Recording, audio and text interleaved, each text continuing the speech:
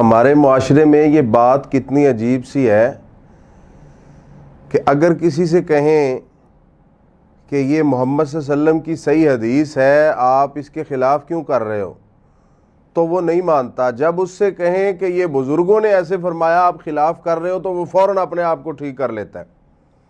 اس کا مطلب یہ ہوا کہ ہمارے یہ جو مجرم علماء ہیں، انہوں نے لوگوں کو محمد رسول اللہ صلی اللہ علیہ وسلم کی احادیث سے ہٹا کر کہ تمہیں یہ سمجھ نہیں آئیں گی، بزرگوں کے اقوال پہ لگا دیا جو بلا سند ہیں اور جھوٹے قصے ہیں، اور کہتے ہیں کہ تم احادیث اور قرآن نہیں سمجھ سکتے، اس کے لیے تو بہت سارے علوم کی ضرورت ہے۔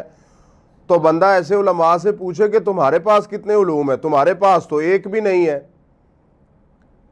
اور اپنی فضیلت خود بیان کرنے سے کوئی فاضل نہیں بن جاتا۔ تو بہرحال جو اصل بات ہے جو اب میں کرنے جا رہا ہوں، قرآن میں اللہ سبحانہ و تعالیٰ فرماتے ہیں سورۃ الاحزاب آیت نمبر 21 کے اندر، لَقَدْ كَانَ لَكُمْ فِي رَسُولِ اللَّهِ أُسْوَةٌ حَسَنَةٌ، کہ تمہارے لیے بہترین نمونہ جس کو دیکھ کر تم اپنی زندگی سنوار سکتے ہو، جس کو دیکھ کر تم نماز پڑھو، جس کو دیکھ کر تم نیک اعمال کرو، وہ صرف ایک ذات ہے جس کا نام ہے محمد رسول اللہ صلی اللہ علیہ وسلم۔ قرآن کہہ رہا ہے وہ تمہارے لیے اسوہ حسنہ ہے، اور علماء سو کہہ رہے ہیں کہ ان کو چھوڑو، کتاب و سنت کو چھوڑو، کتابوں کو کیوں پڑھ رہے ہو، بزرگ تمہارے لیے اسوہ حسنہ ہے۔ اب ہم قرآن کی مانیں یا ان کی مانیں، یہ فیصلہ آپ کر لیں۔ اور دیکھیں، تقلید جو ہے، تقلید کا مطلب ہوتا ہے لائی لگ۔ ان کی اپنی کتاب تقلید کی شرعی حیثیت، اس میں دیکھیں کہ غیر نبی کی بات کو بغیر دلیل کے، بغیر سوچے سمجھے ماننا۔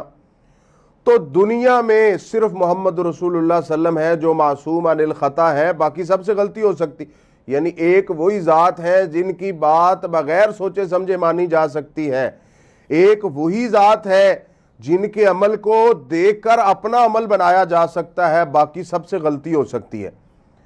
اور کیا ہمیں شرم نہیں آتی کہ عقیدہ امامت کن کا ہے؟ اماموں کو کون معصوم کہہ رہے ہیں؟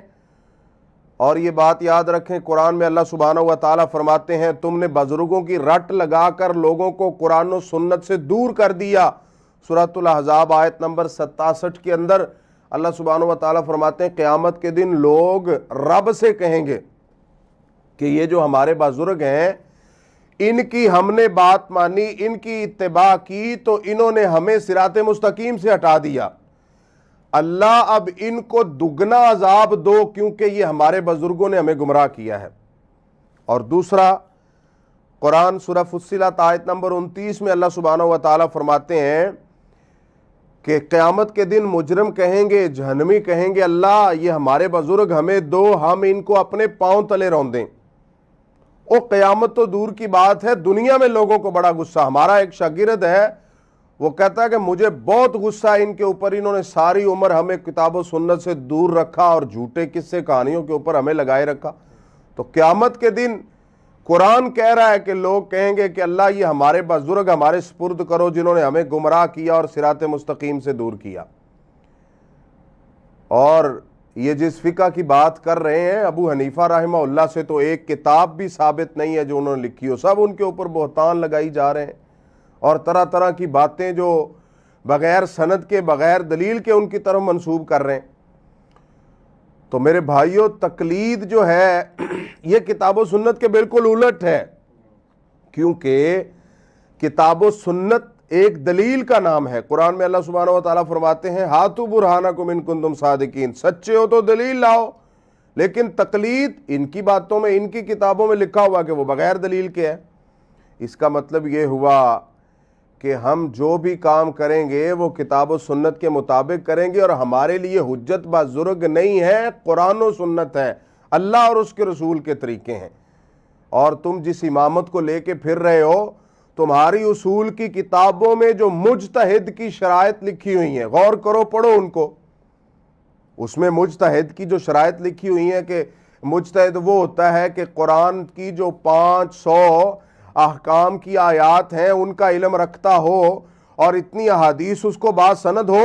کوفے سے تو 500 دور کی بات ہے، قرآن کا ایک درس بھی تم ثابت نہیں کر سکتے، اور احادیث کا ایک درس بھی ثابت نہیں کر سکتے۔ تو یہ کیسی خیانت کی بات ہے کہ جو چیز کتاب و سنت کے سراسر خلاف ہے، کتاب و سنت دور تک سے نہیں مل رہی، تم لوگوں کو قرآن و سنت سے ہٹا کر ان کے پیچھے لگا رہے ہو، یہ دین نہیں ہے۔ بزرگوں کے قول، ان کے افعال دین نہیں ہے۔